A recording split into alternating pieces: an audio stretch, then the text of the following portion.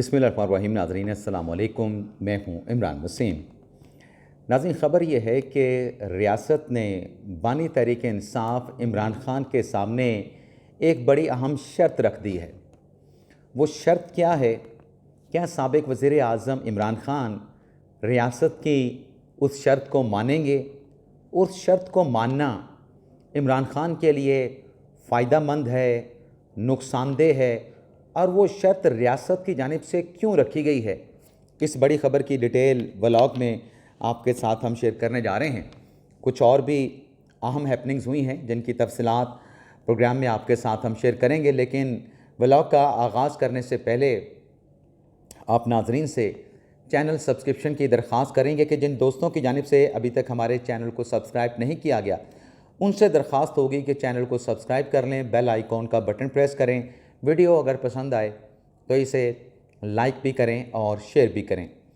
पहली खबर नाज़रीन, इमरान ख़ान के सामने क्या शर्त रखी गई है? इस खबर से प्रोग्राम का आगाज़ करने से पहले पाकिस्तान तहरीक इंसाफ का रोना धोना, चीखना चिल्लाना कि आम इंतखाबात 2024 में धांधली हुई है। इस्लामाबाद के 3 हलकों का जिक्र किया जाता है। अब इस्लामाबाद के वो 3 हलके NF46, NF47, 48 जिन पर जो धांधली के इल्ज़ामात पाकिस्तान तहरीक इंसाफ के उम्मीदवारान की तरफ से लगाए गए, मामला जा चुका है इलेक्शन ट्रिब्यूनल में। और इलेक्शन ट्रिब्यूनल के जो जज साहब हैं, जज से रिटायर्ड शकूर पराचा साहब, जो कि इमरान ख़ान साहब को काबिल कबूल थे। कब काबिल कबूल थे? क्योंकि शकूर पराचा साहब जो कि इस्लामाबाद के इलेक्शन ट्रिब्यूनल के जो सरबराह हैं, वो इमरान ख़ान साहब के दौर में सेक्रेटरी लॉ रह चुके हैं, सेक्रेटरी लॉ की खिदमात सर अंजाम देते रहे हैं। तो सेक्रेटरी के ओहदे के ऊपर तो शकूर पराचा साहब इमरान ख़ान साहब को काबिल कबूल थे। अब अगर वो इलेक्शन ट्रिब्यूनल के जज बन गए हैं तो पाकिस्तान तहरीक इंसाफ उन्हें क्यों एक्सेप्ट नहीं कर रही? अब आप देखें, तहरीक इंसाफ कहती है कि ट्रिब्यूनल में मामला जाते हैं तो ताख़ीर का शिकार हो जाते हैं, इसलिए हम सुप्रीम कोर्ट से कहते हैं कि आप 8 फरवरी 2024 के इलेक्शन का ऑडिट करवा लें, फॉर्म 45, 47 का ऑर्डर करा लें। किस कानून के तहत, किस ज़ाब्ते के तहत, कॉन्स्टिट्यूशन के किस आर्टिकल के तहत, ये नहीं बताया जाता। लेकिन अगर इनकी इसी दलील को माने कि इलेक्शन ट्रिब्यूनल में मामला ताख़ीर का शिकार होते हैं, लेकिन कौन ताख़ीर का शिकार करता है, अब आप ये खुद देख लें। बयानिया भी खुद बनाना है कि इलेक्शन ट्रिब्यूनल में केस लिंगर ऑन हो जाता है, लंबा चलता है, ताख़ीर से फैसला आता है। अब इलेक्शन ट्रिब्यूनल ने NF46 में, 47 में, 48 में अपनी जो कार्रवाई है उसका आगाज़ कर दिया है। तहरीक इंसाफ के अपने उम्मीदवार, पहले शोएब शाहीन साहब, उसके बाद अली बुखारी साहब इस्लामाबाद हाई कोर्ट चले गए। आज इस्लामाबाद हाई कोर्ट ने पहले NA48 पर इलेक्शन ट्रिब्यूनल को कार्रवाई से रोका था। आज इस्लामाबाद हाई कोर्ट ने NA47 पर भी इलेक्शन ट्रिब्यूनल को कार्रवाई करने से रोक दिया है और नोटिस जारी करके मुतलका फ्रीकेन से जवाब तलब कर लिया गया है। अब ये एक राउंड होगा, ये सेकेंड राउंड ऑफ लिटिगेशन है, इससे पहले फर्स्ट राउंड भी हो चुका है। तो जब पाकिस्तान तहरीक इंसाफ खुद इन मामलात को बार बार अदालतों में ले जा के हुक्म इम्तना हासिल करेगी, तो फिर इलेक्शन ट्रिब्यूनल के मामला तो फिर ताख़ीर का शिकार होंगे। तो फिर इलेक्शन ट्रिब्यूनल के साथ आपका कोई शिकवा करना, शिकायत करना या उसको मोरद इल्ज़ाम ठहराना फिर जो है वो इसका कोई जवाब नहीं बनता। आपको वो कहते हैं अपनी अदाओं पर भी गौर करना पड़ेगा। अगर आपको इलेक्शन ट्रिब्यूनल का फैसला पसंद नहीं आता तो आप अपील में सुप्रीम कोर्ट में आ सकते हैं। तमाम आपके जो शवाहिद हैं, जो रिकॉर्ड है, उसका जायज़ा सुप्रीम कोर्ट की सतह पर भी लिया जाएगा। लेकिन बहरहाल अब इन्होंने 2 हलकों में NA47, 48 में कार्रवाई रुका दी है और अब सिर्फ इलेक्शन ट्रिब्यूनल जो है NA46 की हद तक जो है, जो कि आमिर मुगल साहब का हल्का है, उसकी हद तक कार्रवाई को आगे बढ़ा सकता है। लेकिन यहाँ पर भी आइंदा आने वाले दिनों में आप देख लीजिएगा ये तीसरा हुक्म इम्तना भी हासिल कर लेंगे। इसके अलावा नाज़रीन, चीफ जस्टिस याह्या अफरीदी साहब को ख़त लिखा गया है और इस ख़त में हवाला दिया गया है साबिक़ चीफ जस्टिस कादी फाइसा के फ़ैसले का।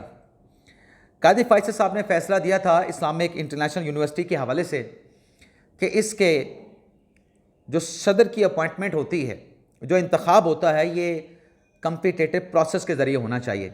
यानी आप इश्तिहार दें, उससे पहले एक तरीक़ाकार वज़े करें, मैकेनिज़्म बनाएं, इश्तिहार दें, लोग उसमें अप्लाई करें, जो सबसे काबिल होगा, क्वालिफ़ाई करेगा, आप उसको इस्लामिक यूनिवर्सिटी का सदर बना दें। अच्छा, ये सुप्रीम कोर्ट ने हुक्म दे दिया और सुप्रीम कोर्ट के बाकी मामलात पे कि बोर्ड ऑफ ट्रस्टी का इजलास होता है, उसके मीटिंग मिनट्स नहीं जारी किए जाते, بورڈ آف گورنر کا اجلاس ہوتا ہے، اس میں کچھ اور باتیں، کوئی اور چیزیں ڈسکس ہو جاتی ہیں، تو اس پر بھی کوئی احکامات جاری کیے تھے۔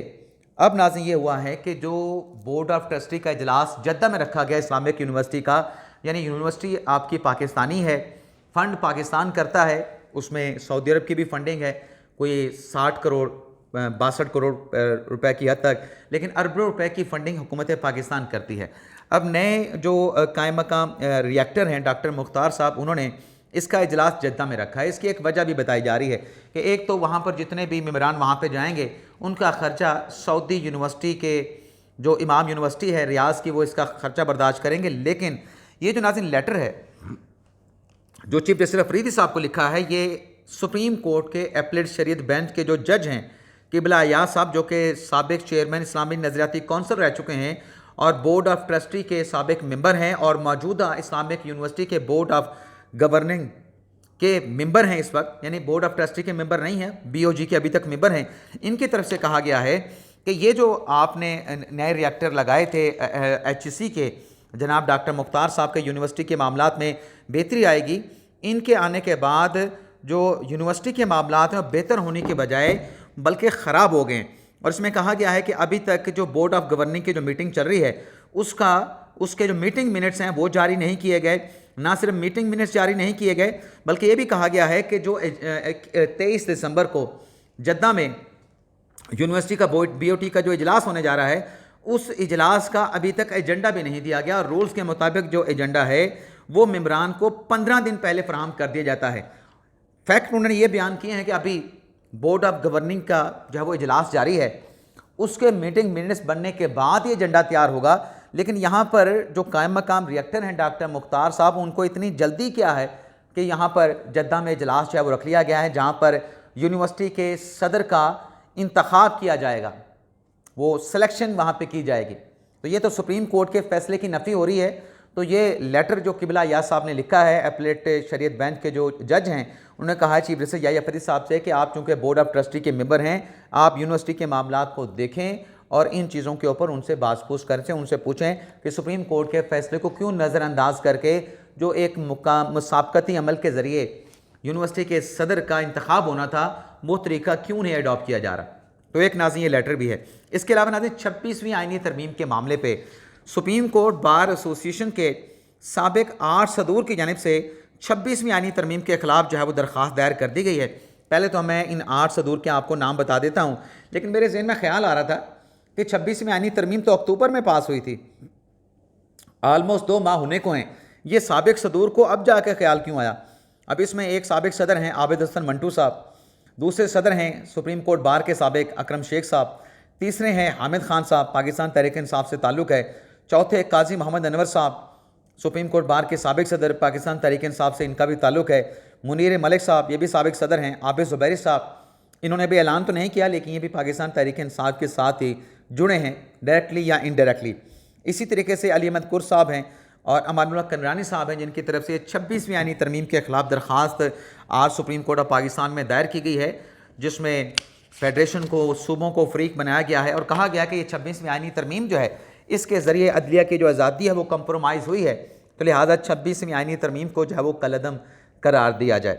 اب ناظرین آ جاتے ہیں پاکستان تحریک انصاف کے یو ٹرن پر، اور جو حکمت عملی تحریک انصاف نے بنائی تھی وہ حکمت عملی کس برے طریقے سے پٹ گئی ہے اور عمران خان کے سامنے ریاست نے کیا شرط رکھی ہے۔ پہلے تو ناظرین یو ٹرن والی بات پر جو ڈیٹیلز ہیں وہ آپ کے ساتھ شیئر کر لیں۔ معاملہ ناظرین یہ ہے کہ 24 نومبر عمران خان صاحب کی فائنل کال آ جاتی ہے، پشاور سے نکلے 26 نومبر کو یہاں پر ڈی چوک پر پہنچتے ہیں، اور ڈی چوک پر سے جب یہ واپس جاتے ہیں، ویسے تو وہ علیمن گنڈاپور صاحب کی پریس کانفرنس مجھے آج بھی یاد ہے، جب 26 نومبر کے بعد مانسرا میں انہوں نے کی تھی کہ ہمارا جو ڈی چوک پہ احتجاج ہے وہ ابھی بھی جاری ہے، وہ ابھی بھی جاری ہے۔ اس اناؤنسمنٹ کے مطابق ابھی بھی ڈی چوک پر جو ہے تحریک انصاف کا احتجاج جو ہے وہ ڈی چوک پہ جاری ہے، لیکن بندہ وہاں پہ کوئی نہیں ہے، ٹریفک وہاں پہ رواں دواں ہے۔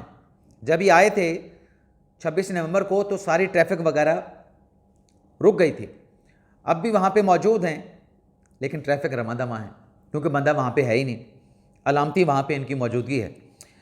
تو اس 26 نومبر کی ان کی واپسی کے بعد جو ایک بیانیہ پاکستان تحریک انصاف نے بنایا بیانیہ ظاہر سی بات ہے کہ ایک حکمت عملی کے تحت بنایا جاتا ہے کہ ہمارے سینکڑوں لوگوں جو ہے وہ ان کی اموات ہو گئی ہے، وہ جاں بحق ہو گئے ہیں، یہ جو ہمیں یہاں سے بگایا گیا ہے۔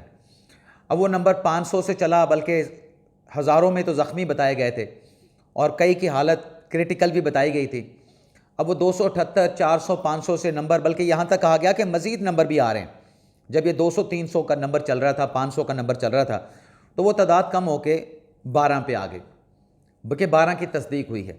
اور 12 میں بھی وہ جو سیکیورٹی پرسنلز ہیں، ویسے ناظرین آپ کو بتا دیں کہ ایک افسوسناک خبر یہ بھی ہے کہ رینجر کے جو 4 جوان شہید ہوئے تھے، اس میں ایک اور رینجر کا جوان جس کے سر پہ گولی لگی تھی، جو دعویٰ ہے کہ مظاہرین کی طرف سے گولی چلائی گئی، جو پرچہ بھی درج ہوا ہے اسی بات کے اوپر کہ مظاہرین کی طرف سے گولی چلائی گئی ہے، وہ رینجر کا جوان بھی شہید ہو گیا ہے۔ یعنی رینجر کے جوان جو پہلے شہید ہوئے تھے اس میں ایک اور کا اضافہ بھی ہو گیا، اور یہ مقدمہ رینجر کے جوانوں کی شہادت کا عمران خان، بشرا بی بی، سلمان اکرم راجہ، علی مین گنڈا پور صاحب پہ پہلے درج ہو چکا ہے، اور بھی اس میں پی ٹی اے کے رہنما ہے۔ اب اس شہادت میں ایک اور رینجر کے جوان کا اضافہ ہو گیا، تو یہ بھی آپ کو بتاتے چلیں۔ تو وہ جو 12 بتائے گئے اس میں بھی سیکیورٹی لا انفورسمنٹ ایجنسی کے جوان بھی اس میں شامل تھے۔ پھر انہوں نے ایک درخواست دائر کی، اب اس کے اوپر قوائف مانگے گئے بھی، چلیں ان کے ہی آپ ہمیں قوائف دے دیں، وہ قوائف بھی نہیں آئے۔ اب لاپتہ افراد کا معاملہ بیانیہ چھیڑ دیا گیا کہ لاپتہ ہمارے لوگ لاپتہ ہیں 200 کے قریب۔ جو عدالت میں لسٹ فائل کی گئی وہ 139 کی گئی۔ کل جو ملاقات ہوئی علی مین گنڈا پور صاحب کی عمران خان صاحب کے ساتھ اڈیالہ جیل میں، اس ملاقات میں پہلے تو آپ یہ دیکھیں کہ عمران خان کا جو حکم تھا کہ 7 رکنی مذاکراتی کمیٹی کے تمام ارکان میرے پاس آئیں، وہ تو عمران خان صاحب کا حکم پارٹی کے لوگوں نے ہوا میں اڑا دیا۔ صرف علی مین گنڈا پور گئے ملاقات کرنے کے لیے، ان کے ساتھ سلمان اکرم راجہ صاحب تھے، باقی آپ دیکھیں اسد کیسر صاحب نہیں تھے، عمر ایوب صاحب نہیں تھے، اور اس کے علاوہ حامد خان صاحب نہیں تھے۔ تو اپنے ہی لوگوں نے اپنے ہی بانی چیئرمین کا حکم ہوا میں اڑا دیا، اور صرف 2 لوگ گئے، اور جب واپس آئے اب یہ خود اعتراف کر رہے ہیں اپنا، مطلب یہ جو یوٹرن والی بات ہے اس کا خود اعتراف کر رہے ہیں۔ انہوں نے کہا جی ہمارے 200، گنڈا پور صاحب نے کہا کہ لوگ لاپتہ ہوئے تھے، اب ہمارے جو لاپتہ افراد کی تعداد ہے وہ 200 سے کم ہو کے 54 ہو گئی ہے۔ پہلے جب آپ یہ دعویٰ کر رہے تھے، پہلے تو آپ نے اموات کے دعوے بھی اسی طریقے سے کیے، پھر آپ نے لوگوں کے لاپتہ ہونے کے دعوے کرنے شروع کر دیے، 200 کا نمبر دے دیا، 139 کا آپ نے عدالت کو نمبر دے دیا کہ یہ 139 ہمارے لاپتہ ہیں۔ اس پر 69 کے حوالے سے ہم نے آپ کو بتایا تھا کہ یہ لوگ تو مختلف جیلوں میں ہیں یا جیلوں سے رہا ہو چکے ہیں، اب 54 کا نمبر دے دیا ہے۔ اور یہ جو 54 ہیں ان سے متعلق بھی مسلم لیگ نواز کے اہم رہنما حنیف عباسی صاحب نے کہا ہے کہ یہ 54 کہاں پہ ہیں یہ بھی ہمیں پتہ ہے، اور کسی معصوم شخص کو لا انفورسمنٹ ایجنسی کی طرف سے گرفتار نہیں کیا گیا۔ یہ بھی انہوں نے کہا کہ انہوں نے بیانیہ ایک ڈھکوسلا انہوں نے بنا رکھا ہے۔ 54 کی جس کو ڈیٹیل چاہیے، حنیف عباسی نے کہا کہ میرے پاس آ جائے میں اس کو 54 کی ڈیٹیل بھی دے دوں گا۔ تو یہ لاپتہ افراد والا بیانیہ بھی ان کا پٹ گیا۔ کیوں ایسی بات کرتے ہو؟ مطلب یہ وہ بیانیہ تھا ناظرین کہ اتنی ہماری اموات ہو گئی، سینکڑوں مارے گئے، ہزاروں زخمی ہو گئے، ہزاروں لاپتہ ہو گئے، پھر سینکڑوں لاپتہ ہو گئے۔ انٹرنیشنل سطح پر، عالمی محاذ پر پاکستان کے خلاف بیانیہ بنایا گیا۔ اب وہ بیانیہ پٹ رہا ہے، اب وہ بیانیہ بلکہ پٹ چکا ہے۔ خود اعتراف کر رہے ہیں کہ 200 نہیں ہیں، اب 54 ہیں۔ 54 پہ بھی حنیف عباسی کہتے ہیں کہ ہمارے سے آ کے آپ بات کر لیں، ہم آپ کو 54 کا بھی بتا دیں گے۔ تو ناظرین کیا کیا جائے؟ پھر کہتے ہیں کہ ہم غلط نہیں کرتے، ہم تو بڑا پرامن رہتے ہیں۔ جب اس قسم کے آپ نمبر دیں گے، آپ اموات، شہادتیں، زخمی اور لاپتہ بتائیں گے، تو کیا لوگوں میں اشتعال نہیں آئے گا؟ لا اینڈ آرڈر کی صورتحال پیدا نہیں ہوگی؟ ڈیفینیٹلی پیدا ہوگی۔ اب یہ بھی ان کے جو حکمت عملی پلان تھا یہ بھی پٹ گیا۔ اب آ جاتے ہیں کہ ریاست نے یہ جو کل آ کے بات کی علی مین گنڈا پور صاحب نے کہ ہم مذاکرات کے لیے تیار ہیں، اور 21 دسمبر کو یعنی کل پیر کے روز کو پیش رفت ہو سکتی ہے۔ تو ناظرین اس مذاکرات کی حوالے سے بھی آپ کو بتا دیں، بالکل کو پیش رفت ہو سکتی ہے۔ وزیر اعظم شہباز شریف صاحب مصر کے دورے پہ ہیں، ایجپٹ سے واپس آئیں گے تو حکومت اپنی کمیٹی کا اعلان کر سکتی ہے کہ یہ ہماری کمیٹی ہوگی، اور یہ ہماری کمیٹی پارلیمانی کمیٹی تحریک انصاف کے ساتھ پارلیمانی سطح پر پارلیمانی فورم کے اوپر مذاکرات کرے گی۔ لیکن ناظرین سوال یہ ہے، جو ریاست نے شرط رکھی ہے ان مذاکرات کی، وہ یہ ہے کہ مذاکرات تو یہ ہم کریں گے، مذاکرات تو ہم کریں گے، لیکن ڈیمانڈ اور شرط یہ رکھی گئی ہے کہ پہلے جو کمیٹی پاکستان تحریک انصاف کی ہے جس کو عمر ایوب صاحب ہیڈ کرتے ہیں، وہ عمران خان صاحب سے یہ بات منوائیں کہ تحریک انصاف کی کمیٹی جب حکومتی کمیٹی کے ساتھ مذاکرات کر رہی ہوگی، اس میں جو بھی فیصلے ہوں گے غلط ہوں یا صحیح ہوں، پاکستان تحریک انصاف کی بنائی کمیٹی نے ان باتوں پر ایگری کر لیا تو عمران خان صاحب کو وہ غلط یا صحیح فیصلہ پاکستان تحریک انصاف کی مذاکراتی کمیٹی کا عمران خان صاحب کو فیصلہ ماننا پڑے گا۔ ایسا نہیں کہ تحریک انصاف کی کمیٹی ایک فیصلہ حکومت کے ساتھ طے کر کے آئے اور جب وہ بتایا جائے اس فیصلے کے حوالے سے بانی P T I Imran Khan کو، تو عمران خان اس کو ویٹو کر دیں، اس فیصلے کو ماننے سے انکار کر دیں۔ تو یہ شرط جو ہے وہ حکومت نے رکھ دی ہے کہ یہ پہلے عمران خان صاحب سے منوا لیں۔ اب ناظر خان صاحب کے لیے یہ شرط ماننا کتنا آسان ہوگا، کتنا مشکل ہوگا، اس پر نیکسٹ ولاگ میں ڈیٹیلز اور فیکٹ کے ساتھ آپ کے ساتھ ڈسکس کریں گے۔ فی الحال اجازت چاہتے ہیں، اللہ حافظ۔